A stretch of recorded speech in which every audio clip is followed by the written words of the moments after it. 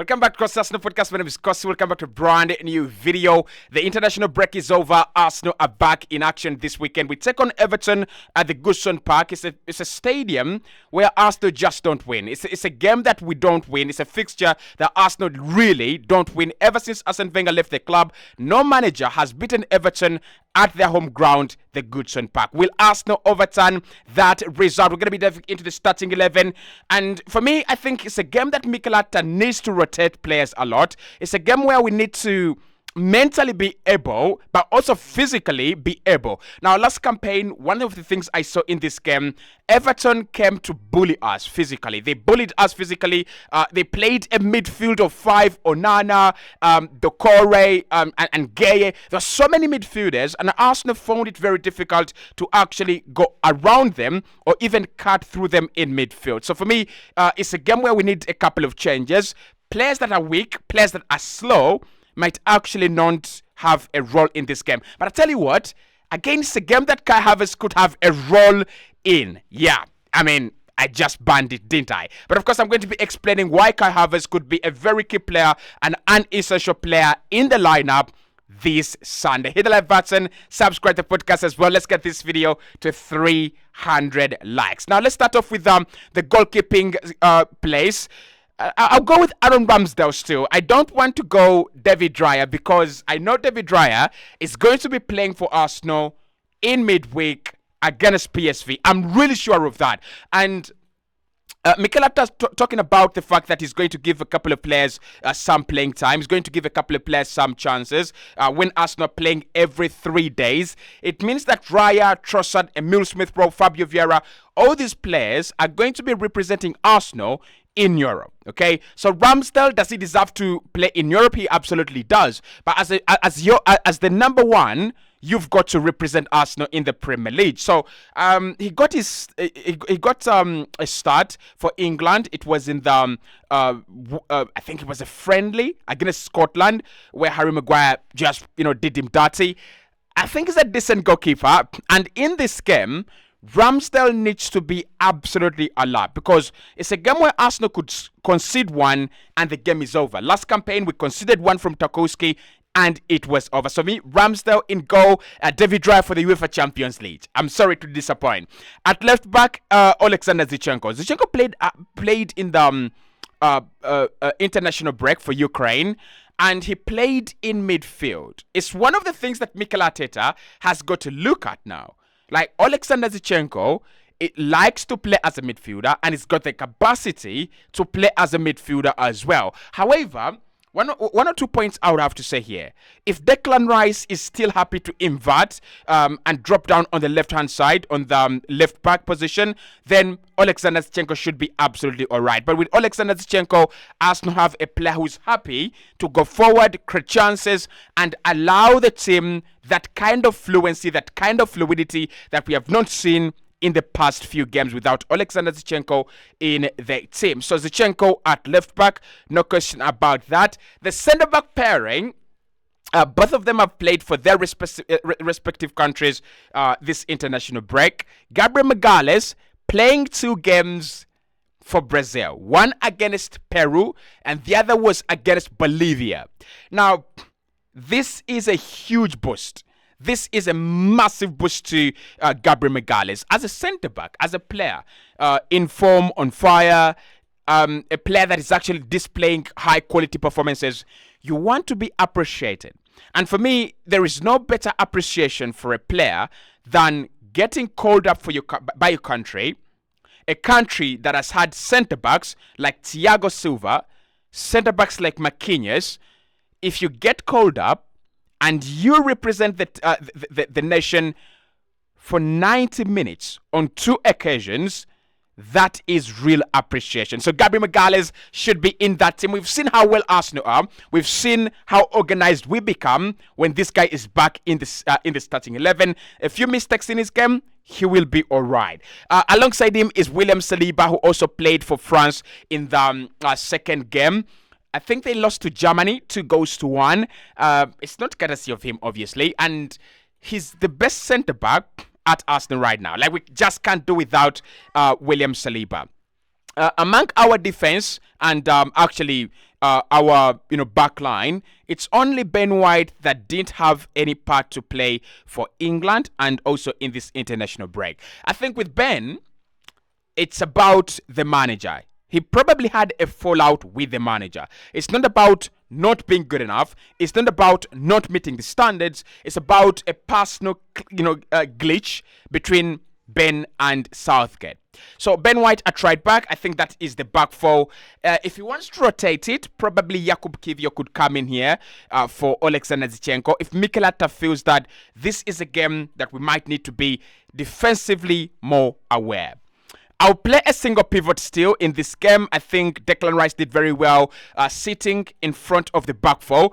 And what I liked about him in the Manchester United game, and what we might actually see in this game as well, a lot of the time, is his ability to join up with the attack. I love that. I absolutely love that. Now, my problem with Thomas Partey, and the only reason why Thomas Partey at times doesn't rub me the right way, is Partey loves that defensive shape and he loves that defensive comfort when Arsenal are in possession, right? He will come up a few times to shoot, but Declan Rice, the dribbles, the carries, the passes into the final third, the passes into the penalty area. Like, he loves to get involved when there is nothing to do defensively.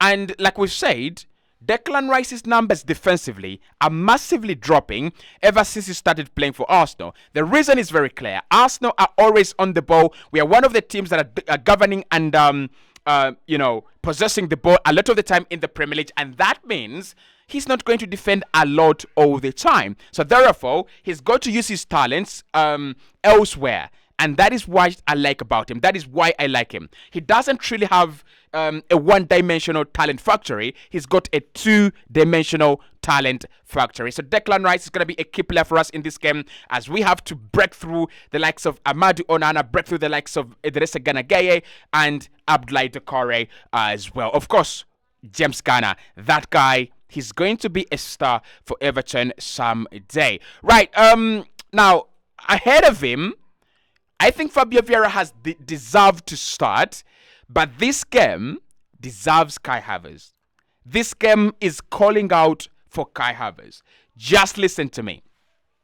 So what Everton did, and what they will do in this game as well, is they will compact the midfield. So therefore, players like Fabio Vieira are going to be useless. And you're going to see that in this game, if Everton look to play the same way they played last campaign, Odegaard is going to be frozen. And players like Declan Rice will have to will have to be passing the ball sideways. The same thing with Alexander Zinchenko. So centrally, those central zones in the pitch are not going to be open. Arsenal are not going to be able to use this area of the pitch around here. It's not going to happen, right? You're going to have 4 or 5 players. You're going to have James Garner. You're going to have Idrissa Gana Gueye. You're going to have Onana, Amadou Onana. You're also going to have Abdoulaye Doucouré, and then you will have one of the center forwards dropping in that midfield just to cause problems for Arsenal centrally. So I think we might see a lot of congestion in midfield. So what do Arsenal do? Arsenal will have to play the ball outside this zone. So it's a game where we'll see Saka a lot on the ball and Gabriel Martinelli a lot on the ball. But what do you do with that? What do you do with possession, in wide areas? You crest the ball into the penalty area and you try to head the ball. You try to score goals with the header. How many players can score goals with their header in that Arsenal attacking system? It is Declan Rice with his height and Kai Havertz with his aerial prowess and height as well. So Kai Havertz, after all the talking, do not ask me why I've selected him in this game. Please don't. Obviously, the other player to complete the midfield is going to be Martin Odegaard. Look, you can't drop Odegaard, but you cannot ask from him a lot from him in this game. Why? Because it's a game where Sean Dyche will be stopping Odegaard. Like, he's brilliant as a manager. He knows you want to beat Arsenal, you want to stop their midfield flow, you want to stop their ability to swing the ball from one area of the pitch to the other. It's Odegaard. Like, you can't allow... I'm just surprised that Man United gave Odegaard the license to do whatever he wanted at the Emirates Stadium in that game. Foolish of Eric Ten Hag. You can't do that. When you play Arsenal, the 3 players you've got to take out of the game. You've got to take out Saka. You've got to take out Martin Odegaard, like as a must. And you've got to take out either Edin Ketia or Gabriel Jesus. Because those are the space creators. Those are the players that create the spaces. And those spaces will come back to hurt you. So, Kai Havertz, we play him for the aerial ability. Martin Odegaard, we play him for that control over the games, right? Control. I think the most important role is going to give us in this game. It's going to be recycling possession. Rice will do it. Kai Havertz will actually be part of the attack. So in terms of recycling possession, it's going to be Odegaard and Declan Rice. The front 3, I would love to see changes, but then I would not love to see any changes in the front 3 as well. I don't know whether that makes any sense. Saka is suffering from an Achilles injury since last campaign. Do we rest him in this game? No. Absolutely not. Martinelli, I think he's one of the forwards that have really started well because he's started more consistently than Nketiah and Jesus, and he has started much better than Saka. So you've got to start him. And do we start Eddie or do we start Gabriel Jesus? I mean, there's a question there. Eddie has proven an asset. But is he the kind of guy to lead the line against Everton, against James Tarkowski, against all these huge centre-backs at Everton? I don't think so. I really don't think so. So my front 3 will look like this. Gabriel Martinelli over Leandro Trossard on the left-hand side. I really, really do love Leandro, and I think he should be starting in this game. But there is no reason to drop Gabriel Martinelli. There is no reason at the moment. He's played for Brazil. He's on the rise, and with players like Anthony now declining, Richarlison declining, Rafinha declining, there's a huge chance Gabriel Martinelli could take that left wing position at Brazil for himself. Obviously, there is Vinicius Junior. On the right hand side, it's definitely Saka. I'm worried with that injury, but we're going to talk about it in a minute, right? We're going to talk about it in a minute. And then Gabriel Jesus. I'll drop Eddie. I'll drop Eddie Nketiah. Gabriel Jesus. We can play with Eddie some other time. We should play with Gabriel Jesus in this game. So Martinelli, Trossard, and Saka. Martinelli, Jesus, and Saka. Trossard on the bench. Nketiah on the bench. My scare with Trossard and Nketiah is when they both come on, they wouldn't have the same impact as Trossard and Jesus both coming on, right? So if Mikel considers Jesus half fit and not fully fit, then I would be okay with Edin Ketia. But I don't think Edin Ketia would be effective against a team like Everton. Now, we have 2 problems here. The first problem is Saka's Achilles injury. So according to reports, Saka has been suffering a nagging Achilles injury since last campaign. This guy has played 38 Premier League games for Arsenal for the last 2 Premier League seasons. It's bound to happen. I'm sorry. It's bound to happen. We have brought this onto ourselves. Every single summer, we look at Pedro Neto. Every single summer, we look at Rafinha.